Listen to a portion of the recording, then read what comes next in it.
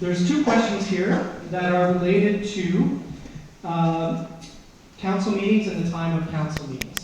One of those questions was specifically for Patty, but then the same question was asked of everyone. So we'll start with Patty. The question is, if elected, will you stand up and vote for council meetings to go back to evenings? What are your thoughts on changing the time of council meetings to ensure that they're more accessible? We'll start with Patty. The answers will be one-minute responses. And we'll start with Patty and work our way down to Roger. And did I mention I have ESP? I mean, I mentioned that about the evening meetings. And like I said, it's already bubbling out of the council chamber. So the current council is considering it, which I believe is because of hearing the people, but the people have been speaking for a long time. Myself, I would think that different topics would require different time.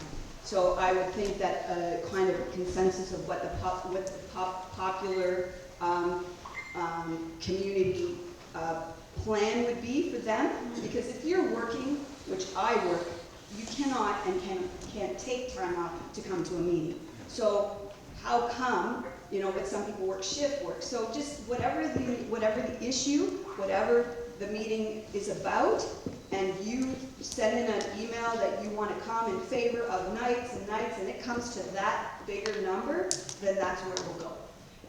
We work for you, and we need to make ourselves available.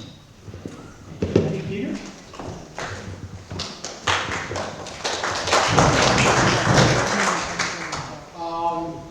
So again, it all depends on what the census of the community is. I know myself, I work straight afternoons to do the cleaning for my job, but luckily in my contract with my union, I get to leave for council meetings if elected. So, if the majority of the municipalities want of our, the people in our township want a 7 p.m.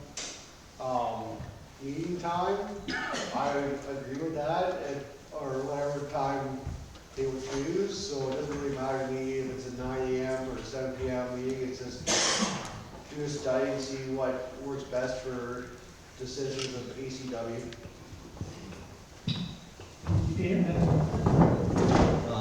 I'm pretty short with this answer. I have no issues with evening meetings. If that's what the people want, I'll vote for that. That's fine.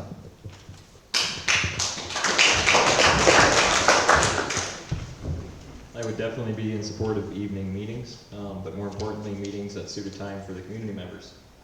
Some council members have spoken in the past about the morning meetings suiting their schedule, but yet they're supposed to be working for you. It should be suiting your schedule, so I would absolutely support that.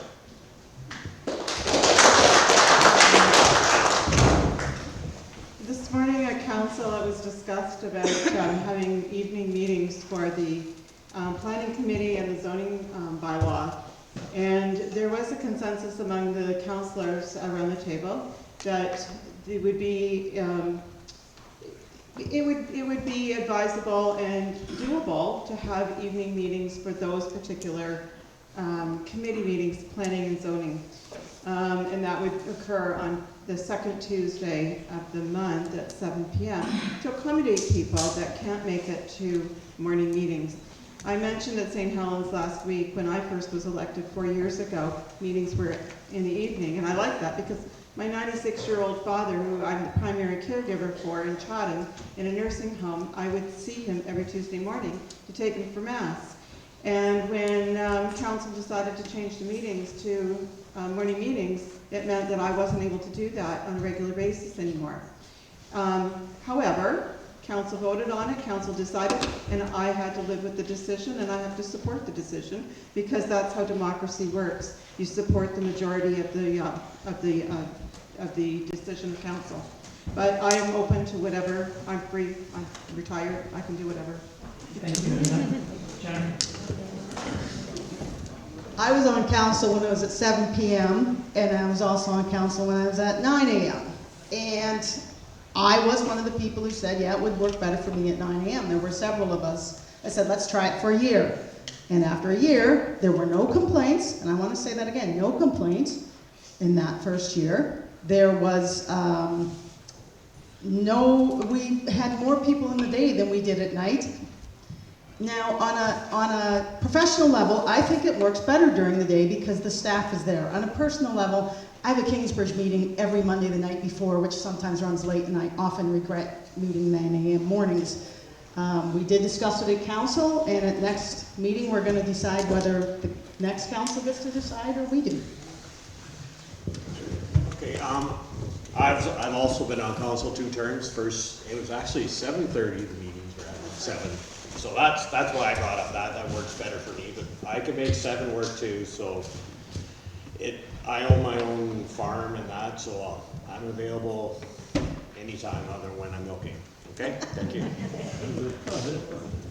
You're talking to a registered nurse. I worked evenings and midnights my whole life. It doesn't matter to me if it's evenings. But the thing I like about it is daytimes, all the staff are in the building. They attend our meetings, and then if we have questions, the public has questions, they're right there to answer them. We don't have to wait till the next day to get a hold of people. So that's been a real plus, and turnout hasn't been any different. Thank you. And I want whatever the people want. So if we want evening meetings, I'd be more than happy, because I come up through the ranks and we were always evening meetings, and then we changed them to day meetings. There is some pluses to the day meetings, but there's a lot of pluses to the evening meetings too. So if the people want the night meetings, I'm all in favor of it. Thank you.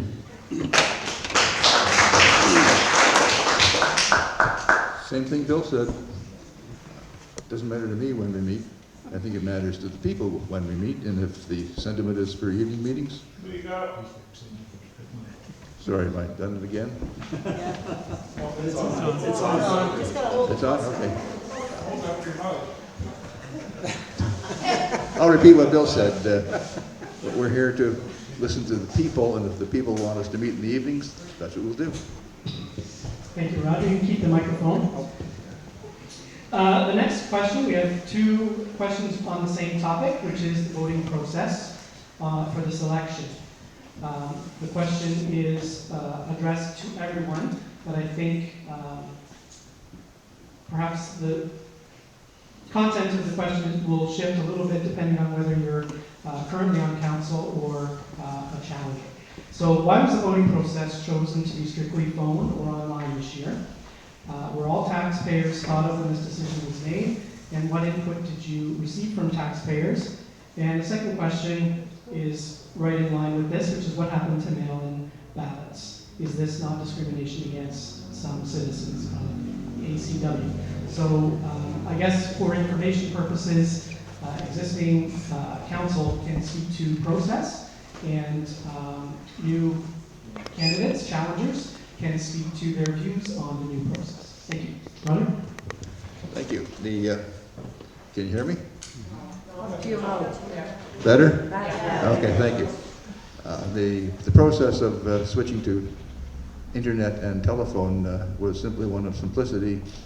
It was easy. It's a lot easier to run an election that way, because at the appointed hour, the clerk presses a button and out come the results, as opposed to having a bunch of people come in and sit through paper ballots, counting them for 6 or 7 hours. The second question I'll address in 2 parts. Two of the things we heard at St. Helens was a desire for paper ballots. Apparently it's a cultural aspect that some people just will not participate if they have to use the telephone or the internet. They simply don't vote, and I think that's wrong. So this morning I asked for 2 things to be noted, to be addressed before the next election. One of them is a paper ballot station for St. Helens, and the other one is to put on the next ballot the issue of whether we should be having a ward system or at-large election system. I think the only way to resolve that one is to put it out to the entire voter population and see what the sentiment is. Thank you, Roger. Bill, same questions? Okay, thank you. As far as the voting goes, I'm old school. I like the paper. I think I'd like to walk in, put my ballot, my X in the spot, hand it to the person, put it in the box, then I know it's there. This way, I don't know where it goes. I phone in, I push the buttons, yeah, I could go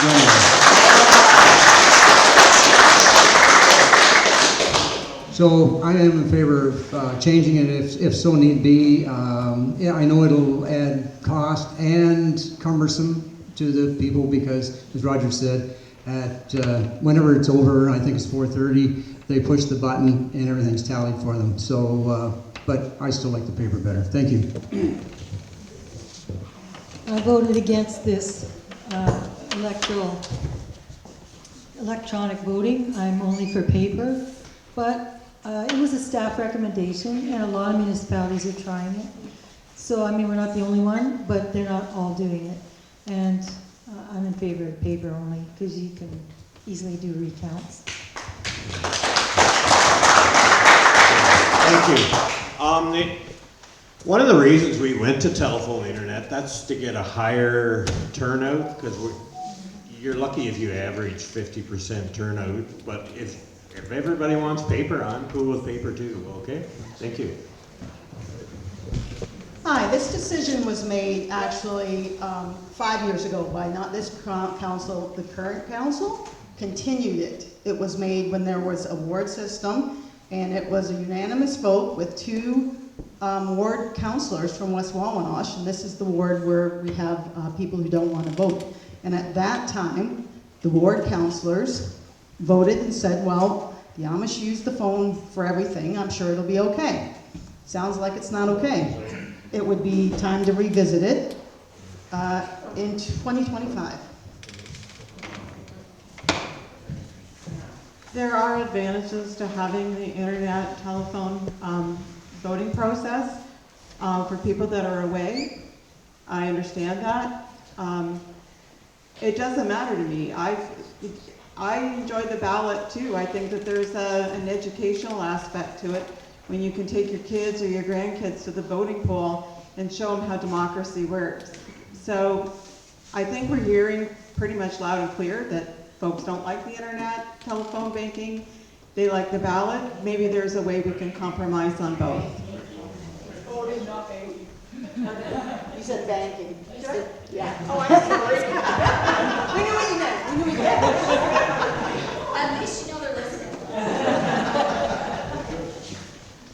I'm not too sure why that was decided upon. It doesn't really make sense to me. We have a very diverse community, especially over in West Wawanosh and Wawanosh in general.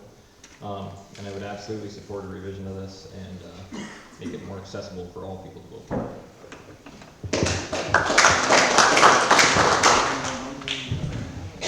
From the current council I'm hearing tonight, they all seem to be okay with the paper ballot. So I'm not sure why it got taken out, or why it was not revised. To my knowledge, each council at the time is allowed to change the rule for the following election. So I don't know why this council did not look at that a little better, maybe 4 years ago, to accommodate this current election. I support paper ballot. Maybe I'm old school, but I think it's fair for everybody across the township, instead of, in my view, accommodating certain areas for the vote. Thank you.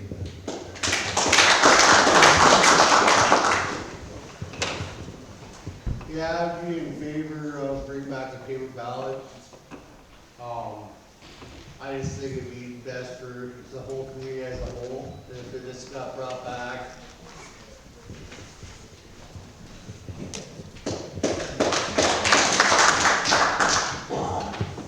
Last election, 36% of the population of ACW voted. So, what do we do to make more vote? We make it harder. I think we should try to make things easier. Communication, we're talking about that. There's lots of ways to communicate, and yet we don't communicate as well as we should. I think, why not use that paper and put lots of jobs on that paper?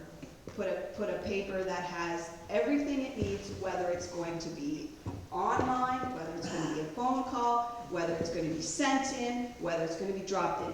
Just make it one paper, give it all the jobs it needs, and send it out. So I'm in favor. Thank you, candidates. The next question, I know this was a topic of discussion in your introductions. However, maybe just a quick answer of a specific question on taxes. How much do you think our taxes should go up next year? Starting at Patty.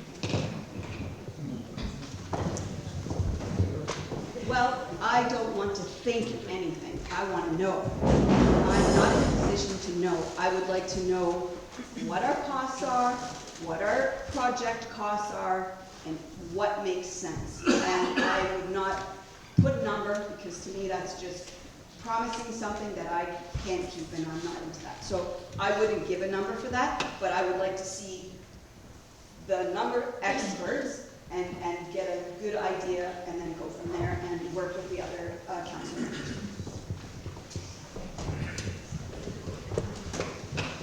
Well, obviously without any council background and any information in front of me, I wouldn't want to put a number on it, but as little as possible.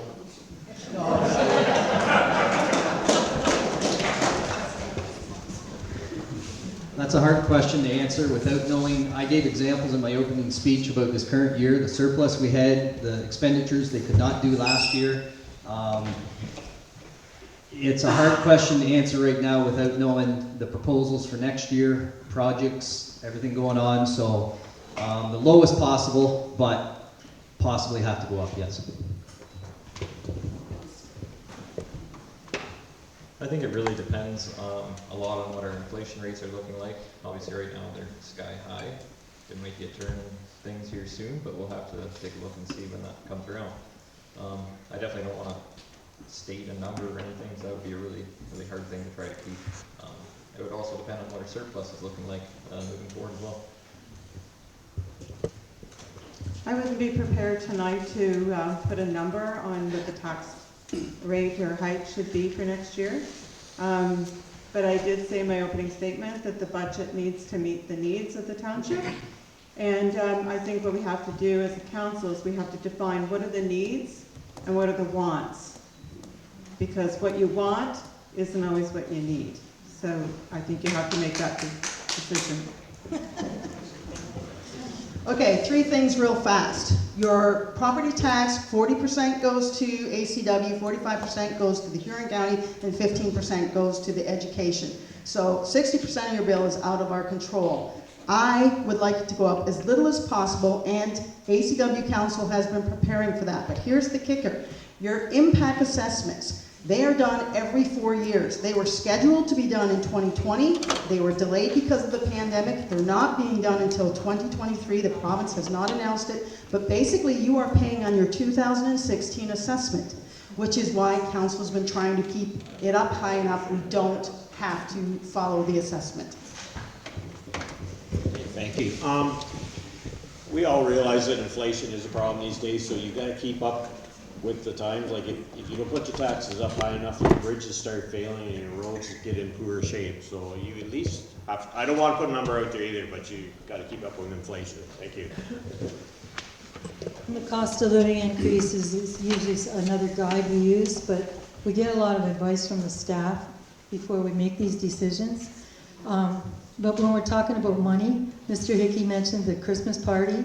This is a fiscal issue. That's a gift that we give for appreciation to all the staff who work at the township, the road department, all the staff. So if you're elected, I'd like to be there when you tell them you're going to pull that. Thank you. Wait till I look into my crystal ball here and I'll be able to tell you how much we're going to go up this year. But nobody knows. Inflation's going to hurt us.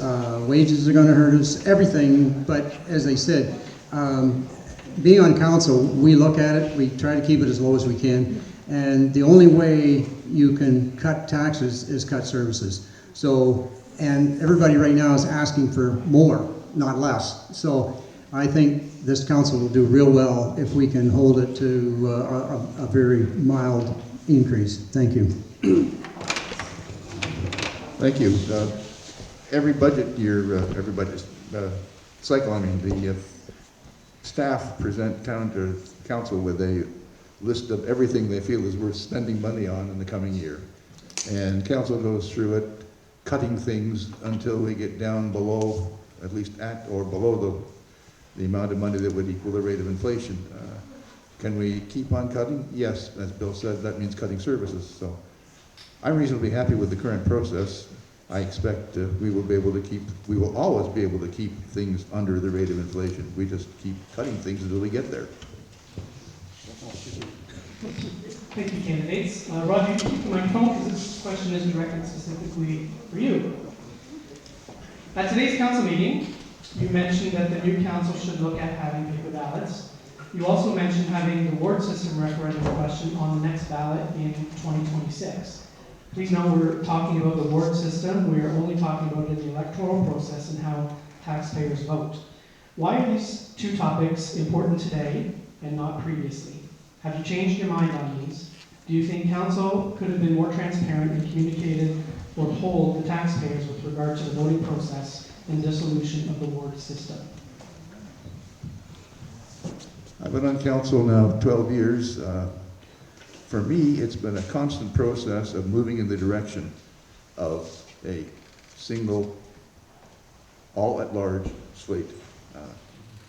Personally, when it came to the time to make decisions, I had to choose one way or the other, and I chose on the belief that having everybody have the ability to select who they want into all of the positions is the fairest way to do it.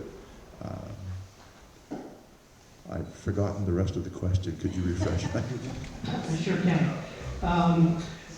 Why are these two topics important today and not previously? Have you had a change of mind on these? And do you think council could be more transparent in communicating and polling the taxpayers with regard to the voting process and the dissolution of the ward system? The Ontario Land Tribunal, I don't know what to call the person who makes the ruling, but in that report stated that, yes, council could have been more communicative about the process. Did I change my mind? No, I haven't changed my mind. Why we did some of the things we did was because, I think somebody else said already, we had done it and there weren't any objections being voiced. But now we're starting to hear objections, so it's time to reconsider. Thank you, Roger. Bill, if you could hand the mic down for beside you there. Gloria, this question is directed at you.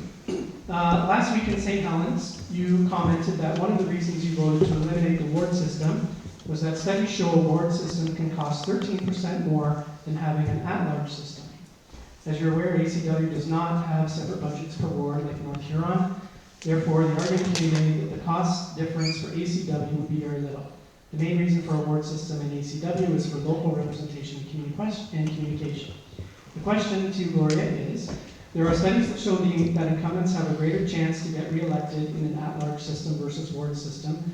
Could this be one of the reasons the current council, except Councillor Forrester, voted to eliminate the ward system? No. The study I referred to is a university study. The Fraser Institute did it.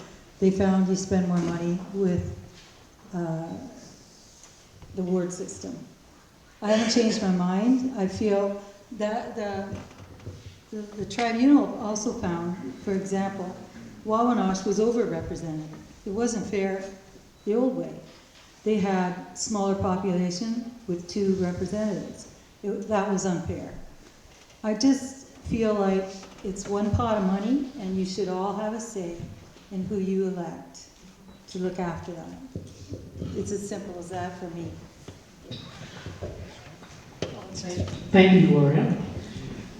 If the mic can go back to Roger, please. This question is for everyone. We're going to start with Roger and work our way down the line. The question is regarding communication. How do you plan on improving communication with the public in the future? Well, as I said at one meeting, I think we need to start having more of these kinds of meetings around the community. That's my answer. Thank you. Well, right now we do have the internet, but not everybody has the internet. My way of communicating is go out and visit with my neighbors, and they usually tell me what they think very plainly. So I do have quite a ground base on that. But we need, as they said, maybe a couple times a year, or more have meetings just like this, and bring people out and let them voice their concerns. So that would be my answer. Thank you. And I agree with that. We can always improve our communication, and we're working on it. Like, we hired a person to help with that. We've made our meetings so anybody can watch from home live, or you can watch them videotaped. But there's still always things you can do, and I've lost my train of thought. What I was gonna say. I don't know what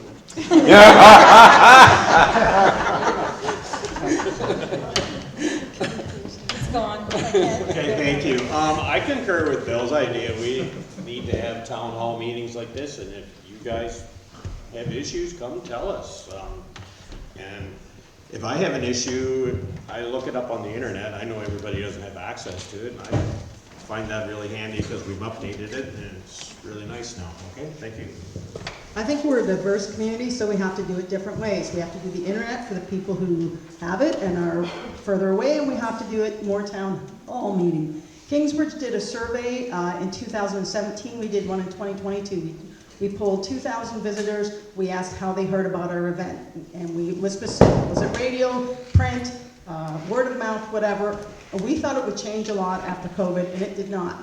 In both polls, 50% of the people got the information from word of mouth, and that was after spending thousands of dollars on media. So it's clear in a rural area, word of mouth is important, and I support the motion I made in 2015 that we need to have some town hall meetings. I hope you don't yell forever at us. It's been said already, and I totally agree that the town hall meetings seem to be an effective way to listen to the residents and to communicate on a one-on-one basis. And I think that that's a great idea. I'm all in favor of it. I also believe that, people need to know that council is approachable. We have our emails and our phone numbers listed on the website. I know everybody isn't on the internet, but it's a matter of calling the township council. They'll give you the councilor's phone number. And I know myself, I've talked to lots of residents that have called or emailed me, and I respond. Maybe you don't like the answer, but I respond. Anyway, thanks.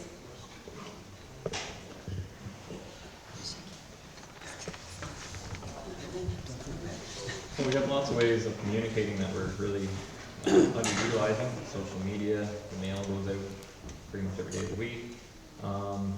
Phones, and like everybody's been saying, we could definitely go to different areas. St. Helens here in Dungannon, we can go over to Ben Miller, down to Port Albert. There's a little meeting area down there. And I think it's pretty self-explanatory when there's certain issues that need to be voted on.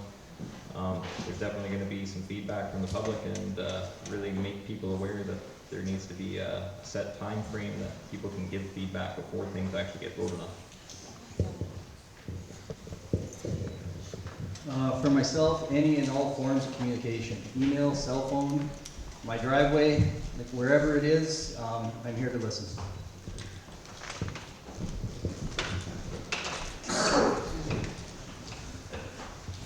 Communication is huge for me. In order to be on council, everybody needs to be approachable to get stuff done. A lot of people in Colburn Township knows where I am. Constantly have people driving by, talking to me, but yeah, the town hall idea, we got a lot of beautiful buildings throughout this township to have meetings. And like a lot of people say, phone, email, social media, but even for people in, St. Helens area, even if we send out a news flyer, like quarterly or whatever, to let residents know what's happened, sort of thing, would be a fantastic idea as well.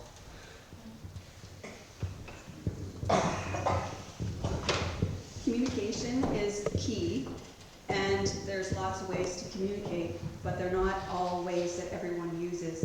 I think this could bring up again the ward system. If you have someone representing your ward, then you're going to have someone that you can go to. I live closer to the Bluffs and Salford and that area, I know what's going on.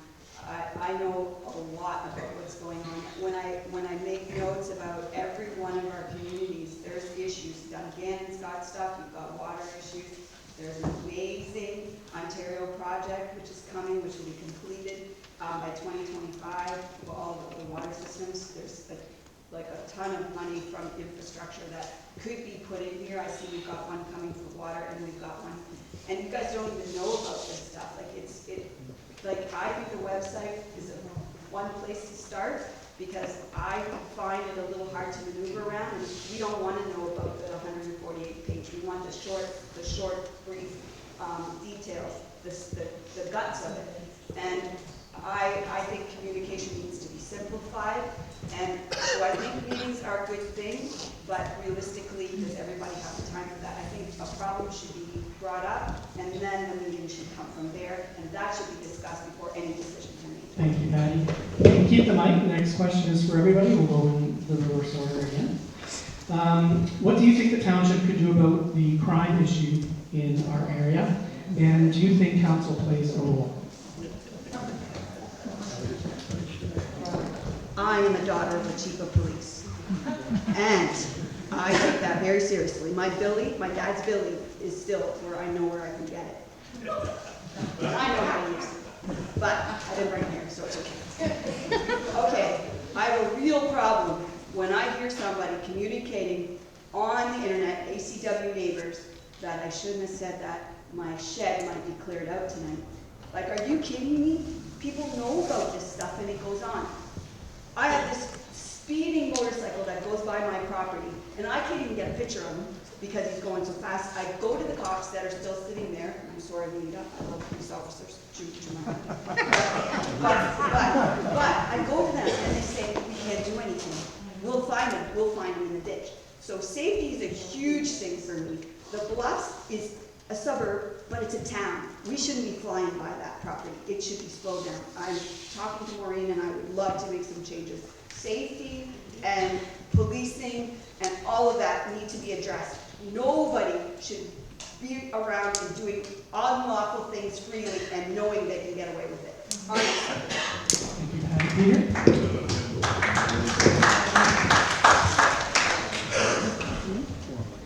If I'm not mistaken, I do believe part of the our tax dollars do go towards the OPP, the police part of the municipality. But I would like to look into further to see how us as a council could improve safety or encourage it. I don't necessarily want a municipal police force here. I think it'd just be more expensive to go that route. More and more communities are getting rid of the municipal policing because they'll just end up getting handed over to the OPP anyways. So I'll just do my best to look into better ways to keep the community safe at council, and I just like the fact that keep it with OPP at this time. I know crime in the township is big. Our property has been hit a couple times. So if elected, I would be interested in a town hall meeting with OPP present, see what the OPP can tell us, see what we can tell the OPP, and try and talk about it.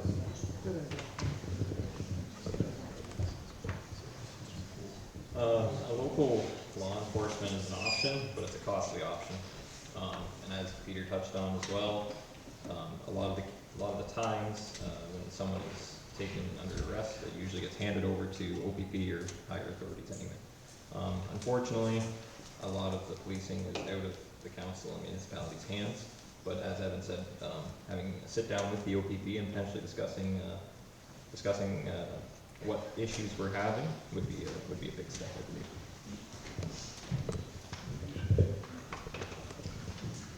Currently, the council pays over $900,000 a year for policing, pushing $1 million, I suspect, after budget this year, I would think. And then there's extra costs for extra call-outs on that. So what's the solution? I look at the report every year on that, and baffles me why we don't ask more questions on that. I think it is time to maybe have an opportunity to speak with the OPP to talk about, is there a neighborhood watch? How successful are they? Can we have residents report directly to OPP? The problem is the township is 230 square miles, or about 400 square kilometers for those that are younger than me. And to police that and keep track of everything that goes on in the township at that larger footprint is a challenge. Hi, the municipality is actually 587 square kilometers, which is slightly smaller than the city of Toronto. We get charged by the OPP for a flat rate plus every call, and they estimate how many times they're going to come in. I actually have a Facebook post about this. This is the value of a town hall meeting, because I really like Evan's idea to bring them in and have an educational session. I can tell you, I grew up in Detroit. We had a neighborhood watch. I remember sitting from 1 to 2 o'clock at night watching the neighborhood. I mean, that's my suggestion from my roots, right? But the OPP is the specialty. Why aren't we asking them, what can we do? The big thing you need to do is call them. It's an extra cost, but they're only going to come so many times. Okay, thank you. I recently had it was last week, a friend of mine came in, he was broken into, and he was talking to the OPP officer and said he arrested the same fella 3 times in 1 month, and he said, our policing system is broken. So this is out of our hands and needs to be taken to the provincial government, okay? Thank you. Yeah, I don't have a lot more to add. We don't tell the OPP what to do, but we can advocate for our community, and more communication could help there, I'm sure. Yeah, thank you. And Wayne hit the nail on the head. I have a friend that's an OPP officer. He can pick somebody up for stealing, and they're back home before he has his paperwork made out. So it's sad. Our system sucks, and that's all there is to it. Thank you.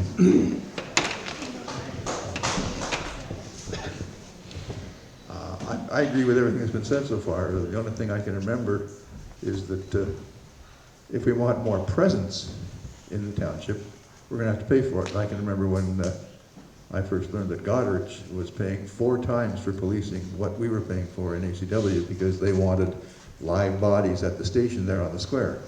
I don't think we need that, but I like the idea of asking the OPP to come in and have a chat with us about what we can do, because I know the commander has changed hands a couple of times since the last time I was in the presence of anybody. Thank you, candidates. This next question is specific, I feel, to current council. So we'll start with Roger and go to Anita. Regarding Little Lake's road gravel pit issue, Wilmot Township voted to turn down an application for rezoning with a similar issue and are appealing to the land tribunal. Why will ACW not meet with the Little Lake group to discuss fighting this together?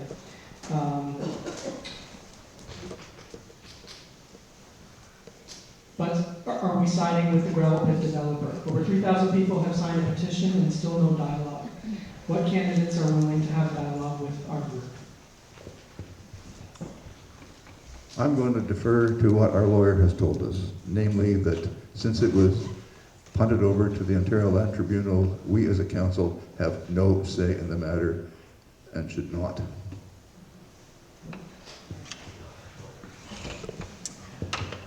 Thank you. You guys all know that I live very close to where this is, so I have very much sympathy for this pit being there, and it's going to ruin the look of the Little Lakes Road. But in the same instance, as Roger says, it's been taken out of our hands and it's gone to the next level. But, and somebody here can correct me if I'm wrong, I got a note there the other day, an email saying that our 2 lawyers are going to start working together, so I hope that's right. But I don't know for sure. Thank you. Well, all I can say, and we can't say a lot, is that the reason it went to the tribunal is that we spent so much time talking to them about it, that we exceeded the acceptable time frame to make a decision. So we spent that long going over everything, meeting with them many times. And then the sand and gravel company complained, and it went to the tribunal. Okay, I can't believe how fast they set that to a tribunal. All of a sudden, we were supposed to be looking over the paperwork, and then next thing you know, they're appealing it. So I guess we took too long deciding on it, and that's the way it is. It's out of our hands now. Thank you. Yeah, I concur. Totally sympathize. We kept asking for more and more reports. We delayed too long, so they appealed us, and we have been told to keep our mouth shut, and I plan on doing that to the delight of, I'm sure, everyone. It's all been said, it's true, that's the way it happened.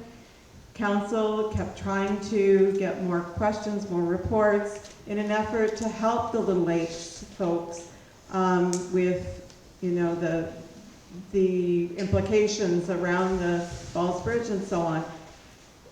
And as Gloria said, we exceeded the time frame that was allowed, and the gravel pit people, they were smart enough, they took advantage. They knew we went over the excessive, exceeded the time frame, so they took it to the tribunal, and our hands are tied at this point. We have no standing in it, we have no say in it until the tribunals get started on it.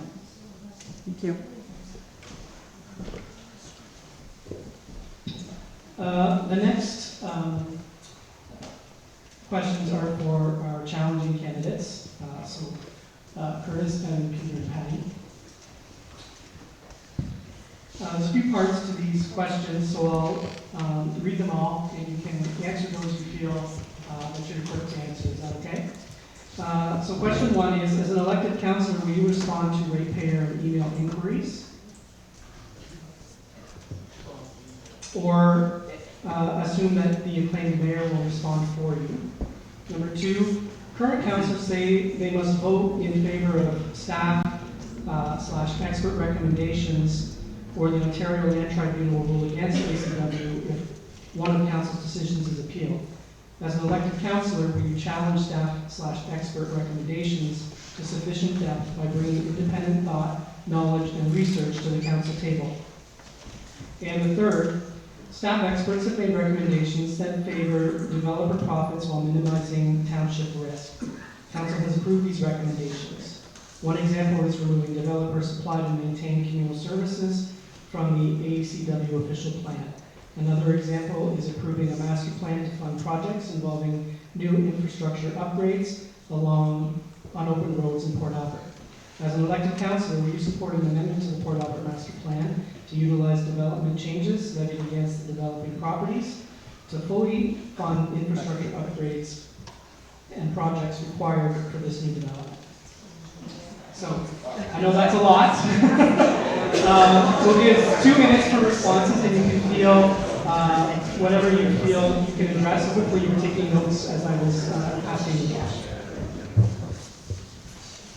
So to start things off regarding responding to emails of the community members, absolutely, that's our job. Might be our job, I should say. I don't see any reason why someone would ignore an email. Sure, sometimes it might take a little bit longer to get back. We're all busy, we all have jobs, but absolutely I would respond to that. Can you just quickly go over the second question? Sorry, the second question, the topic was Ontario Land Tribunal ruling against ACW if the council's decision is appealed. As an elected councillor, will you challenge staff expert recommendations to sufficient depth by bringing independent thought, knowledge, and research to the council table? Absolutely. As I said in my speaking earlier, I don't feel that there's enough debate and discussion happening at the council table. It seems like people are maybe afraid to put some input in, are afraid to do some research on their own or ask for further research.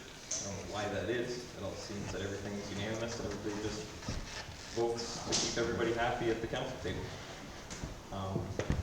So that's my statement on that. And then the last one, I believe, which is regarding the Port Albert master plan and appealing that. Absolutely. There's seems to be more than enough people upset with that. including myself. And it seems that it was rushed through, and I just don't believe that there was enough research and study really put into that.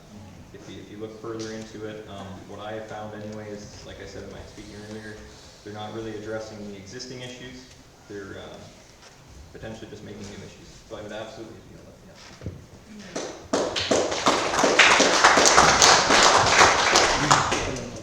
As far as responding to inquiries, I have no issue with phone calls, emails, get back to you, everything in my power if I was elected. The staff at the office, whoever I can, to my ability to answer your questions. As far as challenging staff and experts, absolutely.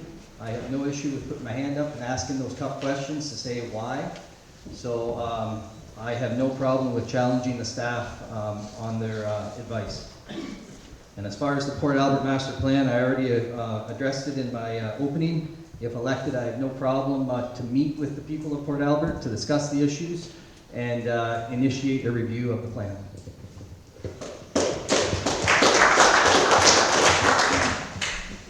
As I said earlier, communication is key as a counselor.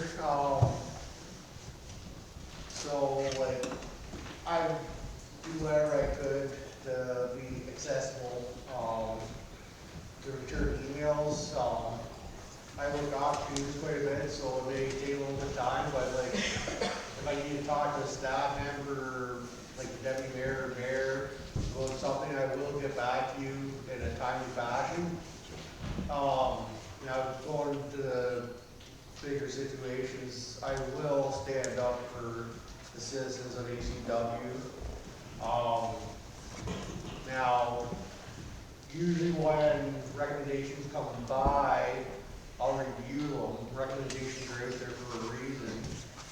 But I will ask the tough questions and dig deeper so then all of the bases are covered before we make a decision at the council table. And what was the last question? Port Albert. Like I said in my introduction, I'm currently going over the 400-some-page Port Albert Master Plan. I would like to talk to more people, hopefully tonight, to get more information. There's two sides to every story. I've done some reading on the municipal website. I'd like to talk to some of you folks this evening after this meeting is done. And then at that point, I'll make a decision in the best interest of the people of Port Albert.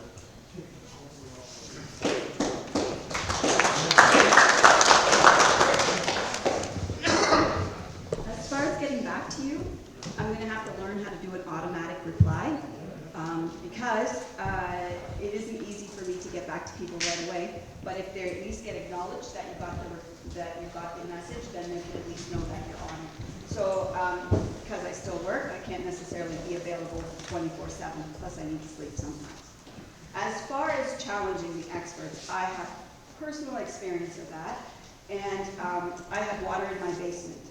And someone came that was an expert, and they said, well, you're going to need to dig along here, and you're going to put trenches, and you're going to put tile, and it just sounded like lots of numbers were running out.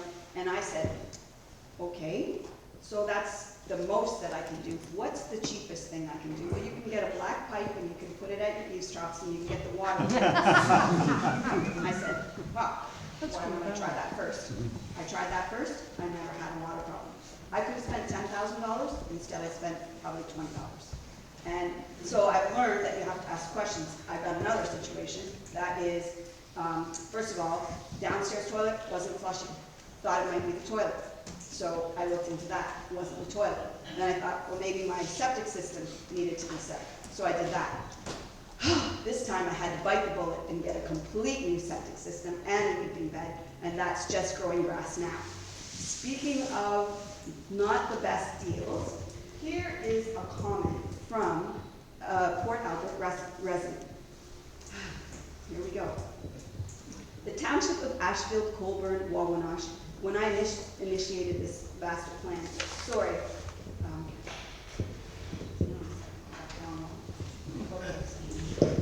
hang on a second, I'm sorry, this is good, this is important.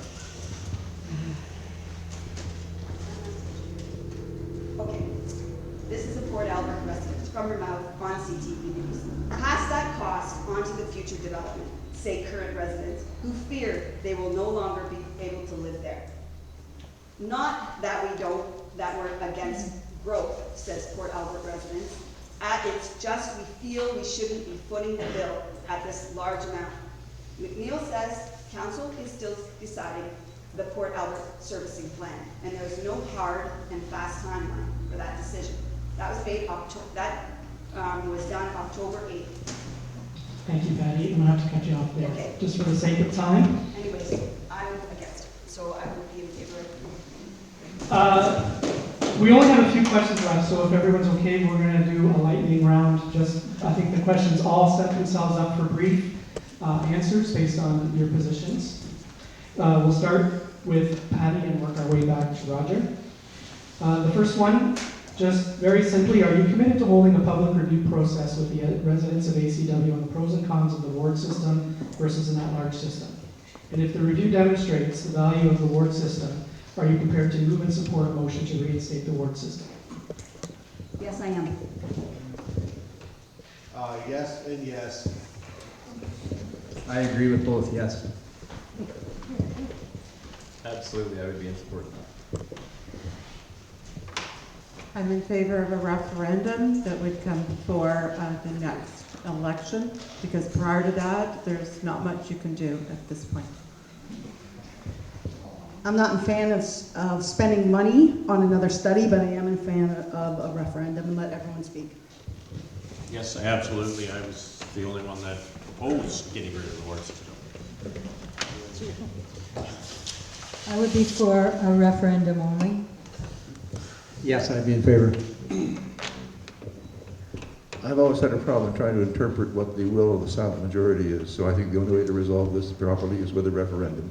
Other than that, I'm not in favor of spending the money under review. Thank you, candidates, for embracing the spirit of lightning round. Appreciate it. The next lightning question is, First Estate, did you know that Ontario is losing 319 acres of farmland every day? That is the average daily loss of farmland according to data from the latest census of agriculture that was released last month. In 2016, it was 175 acres per day. Do you believe that land use planning is first and foremost a municipal responsibility? Where do you stand on preserving farmland in ACW? I stand on preserving farmland in ACW, and yes, I think it's a municipal responsibility.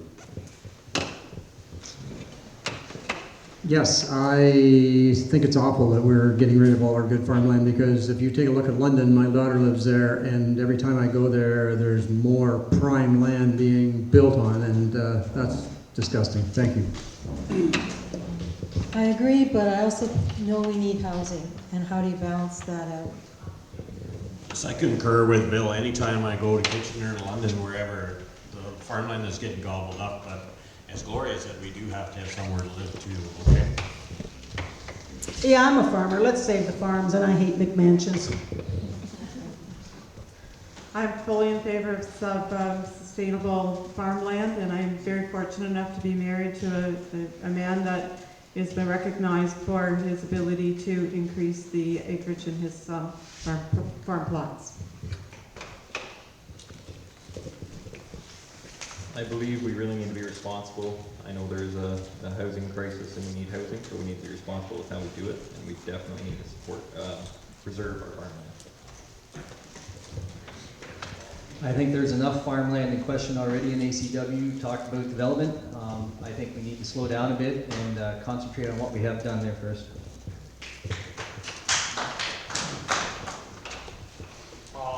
Those numbers are astonishing to me. I did not realize we were losing that much farmland in Ontario. Housing is a big issue anywhere in Ontario, but I think we need to take a step back and evaluate before we make any harsh decisions and preserve the farmland, because it's huge in our area. I totally support farmland. We have 90% of our farmland in ACW is graded #1 quality, so why wouldn't we want to save it? And also, we don't have enough housing to increase because we don't have enough capacity to take care of the people we have. Thank you, Patty. You can start with the next lightning round question, which is a very simple one. Would you agree to town hall meetings without per diem? Sure.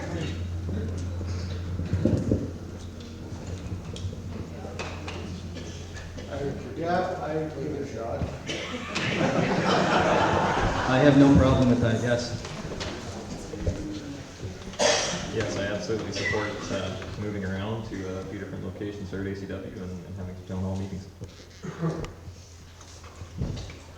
I don't have a problem with being without a per diem, but I do think that we have to recognize that there are some people that do have jobs that work, and if they have to leave work in order to attend a meeting, they should be compensated for it because they're still working. Thank you. When I first ran for ACW Council, I said to a few of my friends, I'm not going to collect mileage.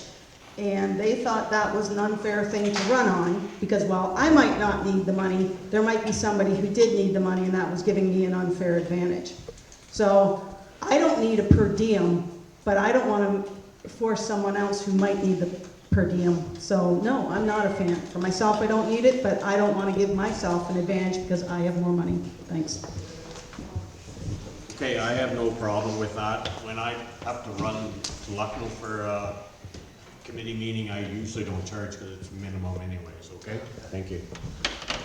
I don't have a problem with it myself either, but it's hard to get people to run across this province for municipal elections. And they already say, like, you make less than minimum wage when you're a councillor. And so if you're thinking of recruitment and getting more people to run, you can't be asking them to work for free. I would agree that if it's going to be a hometown meeting and we're all going to talk about it, it's just like us getting together with some neighbors, and we don't need to get paid.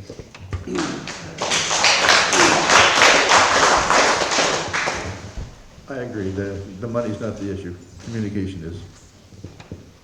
It's not true. Thank you. The next question, with a real quick answer, if you can. Development is a focus of the township and has been for years. Why has council failed to start a development fund for projects, and would you support the start of a development fund for projects such as the Port Albert plan? We have already started a development charges fund. Unfortunately, it was just recently. If you want to talk about how much money it would take for current development charges to pay for Port Albert, we'd have to be building 60 houses a year every year for 20 years to amass enough money through development charges to pay for Port Albert. It's not the answer to everything, but money is money. Yeah, and we've already started it. It's in the works, so I guess there's nothing really more to say about it. Thank you. Nothing to add to that. And then I'll add what Roger said, we just started a development charges fund. Okay. Yeah, I'd like to add that I'm really surprised that development has been the focus of ACW for years, because I've been on for 8 years, and I can tell you that was not my finding when I came on, and I think we are responding to a need. We're not driving it. And yeah, we started the fund already. We have started it, as everyone said, and surprisingly, or maybe not surprisingly, there's so many other municipalities, if you read the papers, that a lot of municipalities are going this way with development charges, because that seems to be the easiest way to fund development.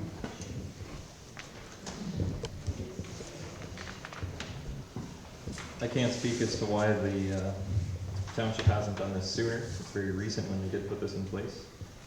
But I could see it potentially being because of the backlash from the Port Albert plan. And that's all I have to say. I'll agree with Curtis, that's all I have to say. Well, a start is a start, and it's a good start, so as long as they keep adding to it. Development charges need to be accountable too, so we know why they're getting development charges, but where were those development charges going to go, and where are they going to be implemented, and when they have some. That would be even a more concern to me. who decides to get what, who decides where it goes and why. Thank you. Thank you, candidates. That concludes our questions.